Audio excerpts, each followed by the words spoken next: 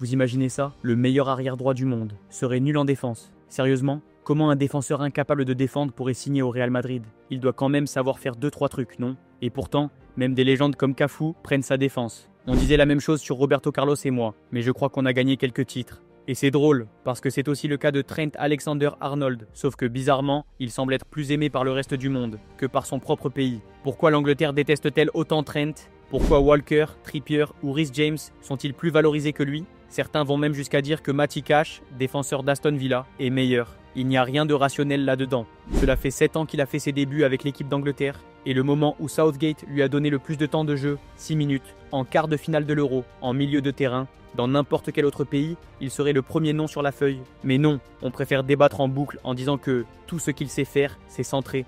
Mais ce n'est pas juste un bon centreur. On parle d'un joueur qui a le pied de Beckham, qui rivalise presque avec De Bruyne en termes de passes décisives et qui a une créativité jamais vue chez un défenseur en première ligue. Et pourtant, certains veulent en faire un milieu de terrain. Même Klopp ne comprenait pas. Il disait « Pourquoi je transformerais le meilleur arrière droit du monde en milieu ?» Le problème, c'est que les gens n'aiment pas le changement et Trent est justement en train de réinventer le poste.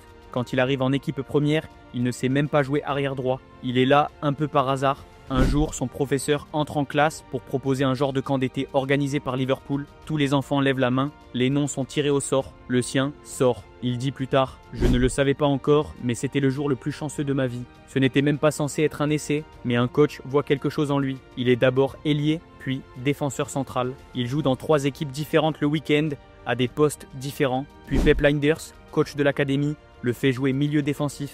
C'est le chaos, mais lui s'adapte à tout. À 15 ans, Steven Gerrard l'aide à l'entraînement et est tellement impressionné qu'il parle de lui dans son autobiographie. Peu après, Brendan Rodgers le convoque pour un match amical. Il a 16 ans, n'a jamais joué avec les moins de 23 ans. Puis Klopp arrive et Lijnders le pousse. Trent lui demande quel est le chemin le plus rapide pour entrer dans l'équipe première. On lui répond le poste d'arrière droit est libre, il n'y a que Nathaniel Clyne. Il fonce, il s'entraîne dur. Il est sélectionné pour la tournée de pré-saison. Il joue contre Tottenham, est nommé dans l'équipe de la semaine.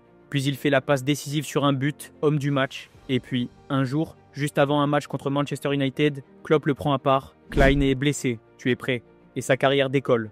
4 mois plus tard, il est élu meilleur jeune joueur de Liverpool. Il zappe l'Euro U19 pour se préparer à la saison suivante. Puis Clyne se blesse au dos. Trent a carte blanche. À 18 ans, il tire les coups francs en barrage de Ligue des Champions. Il marque en octobre. Il est appelé avec les A. Mais en mars, il se fait humilier par Rashford. Les critiques tombent. Il retourne voir ses coachs, demande ce qu'il doit améliorer. 2 semaines plus tard, il affronte Sané en quart de finale de Ligue des Champions. Guardiola avec Manchester City avait prévu de jouer sur lui pour gagner. Au lieu de ça, Trent le neutralise complètement. Homme du match. Puis match retour, Liverpool élimine City, puis Rome. Et le voilà, un an après avoir rejoint l'équipe pro face à Ronaldo en finale de Ligue des Champions. Il fait un bon match, mais Karius, le gardien de Liverpool, sabote tout. Après le coup de sifflet, Trent quitte la pelouse, sans rien demander à personne. Un mal pour un bien. Il revient la saison suivante. Il parie avec Robertson sur qui fera le plus de passes décisives. En février, il n'en a que 2. Robertson en a 7, ça le pique. Le match suivant, Trent en claque 3. Record. Il enchaîne ensuite match après match. Lui et Robertson deviennent le seul duo défensif de l'histoire à dépasser les 10 passes décisives. Puis vient le soir magique contre le Barça. Salah, Firmino, Robertson sont blessés. Liverpool était mené 3-0 au match aller. Au retour, Wijnaldum égalise sur l'ensemble des 2 matchs. Puis, corner rapide de Trent, tout le monde est surpris. 4-0. Anfield explose. Liverpool est en finale. Trent a changé la donne. Et cette fois, il soulève la coupe. Il a 20 ans. Il est dans l'équipe UEFA de la saison. Et il devient le plus jeune joueur de l'histoire à jouer 2 finales de Ligue des Champions de suite. Liverpool rate la première ligue pour 1 point. Il termine avec 97, un total qui aurait suffi à être champion toutes les autres années, sauf 2. La saison suivante, il commence avec une passe décisive dès la première journée. Enchaîne les trophées. Il devient le plus jeune capitaine de Liverpool en Ligue des Champions. Bat les records de passes pour un défenseur, remporte le championnat après 30 ans d'attente et finit juste derrière De Bruyne en assist. Puis vient la saison du chaos. Défaite 7-2 contre Aston Villa. Van Dijk, Gomez, Thiago blessé. C'est le Covid. Liverpool s'effondre. 3 victoires en 14 matchs. Trent est ciblé. En Ligue des Champions, Vinicius le balade. Southgate l'ignore pour les qualifs de l'Angleterre. Il revient en feu sur les 2 derniers mois. Qualifie Liverpool pour la Ligue des Champions. Et Southgate ne le prend toujours pas pour l'Euro. Tout le monde justifie ça par son manque de qualité défensive. Pourtant, cette saison-là, il fait plus de tacles réussis, plus de ballons récupérés que James, Trippier ou Walker. Et offensivement, personne ne lui arrive à la cheville. Klopp est furieux. Il dit « Pourquoi je déplacerai le meilleur arrière droit du monde au milieu ?» Et il a raison. Trent commence la saison avec 14 passes décisives en 18 matchs. Il gagne la League Cup, la FA Cup. À 23 ans, il a tout gagné en club.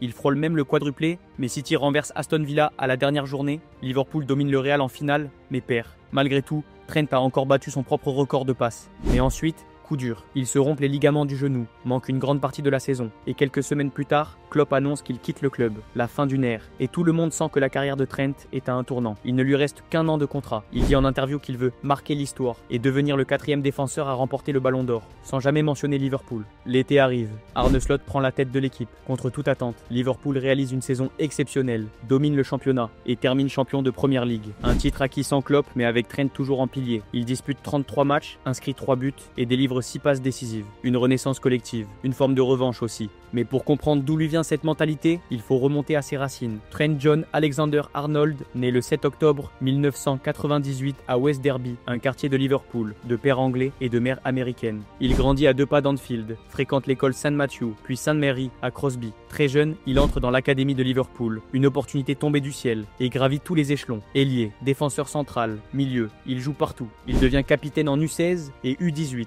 quitte son école à 14 ans pour intégrer la Rainhill High School, en lien direct avec le club. Avec ses 1m75 pour 67 kg, il n'a peut-être pas le physique le plus impressionnant, mais sa lecture du jeu, sa technique et son sang-froid compensent tout. C'est un pur produit de Liverpool, et cette identité, il l'a toujours portée avec fierté. Et pourtant, malgré ce triomphe, Trent décide de tourner la page. Après 9 saisons en pro, débutées en 2016 à seulement 18 ans, il quitte son club formateur et de cœur dans les larmes, mais sans véritables adieux de la part des supporters, certains lui reprochant son départ. Une séparation brutale, presque injuste, tant il a tout donné pour ce maillot.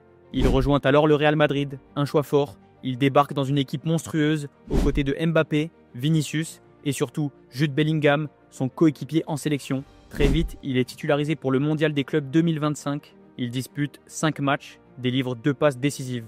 Mais lors de la demi-finale face au PSG, il est blessé et son absence se fait cruellement sentir. Madrid est éliminé, une désillusion. Mais malgré cette fin prématurée, le vestiaire madrilène croit déjà en lui. Jude Bellingham a tenu à saluer son arrivée. Il a été vraiment bon, je pense que les gars l'ont très bien accueilli, car c'est non seulement un joueur incroyable, mais aussi un gars formidable. Il parle déjà un peu espagnol, donc je pense que tout le monde a été impressionné. Interrogé sur ses conseils à Trent, Bellingham ajoute « Je lui ai dit qu'il était ici pour une raison et qu'il accomplirait de grandes choses. Il a cette confiance en lui. C'est vraiment sympa de l'avoir. » Un message fort de la part d'un joueur déjà sacré en Liga et en Ligue des Champions avec le Real, qui montre à quel point Alexander Arnold est déjà respecté à Madrid. Mais son arrivée dans la capitale espagnole marque un nouveau départ. Trent Alexander-Arnold n'est plus simplement un phénomène de Premier League. Il est désormais une figure mondiale, un joueur qui a redéfini ce que signifie être un latéral moderne. Attention, ce transfert a aussi surpris par son prix, seulement 10 millions d'euros. Comment est-ce que c'est possible pour un joueur de ce niveau? En réalité, il ne s'agissait pas d'un transfert classique. Trent arrivait en fin de contrat 1 mois plus tard, ce qui signifie qu'il aurait pu rejoindre Madrid librement. Mais le club espagnol tenait à l'avoir immédiatement, notamment pour l'inscrire au Mondial des clubs. Liverpool, de son côté, a accepté de le libérer contre une petite indemnité, préférant récupérer un bonus plutôt que de perdre son joueur gratuitement, tout en économisant 1 mois de salaire. Un deal gagnant-gagnant, même si pour les supporters, le goût reste amer. En rejoignant la Casablanca, Trent a aussi changé de dimension financière. Il a signé jusqu'en 2031 avec un salaire annuel de 15 millions d'euros, soit 1,25 million par mois, près de 300 000 euros par semaine. Une énorme progression comparée à ses débuts. En 2019, il touchait à peine 2,4 millions d'euros par an, puis 10,9 millions après sa prolongation. Le Real ne l'a pas seulement recruté pour ses centres ou ses records. Il le considère comme un pilier de son avenir, un cadre de la nouvelle ère madrilène.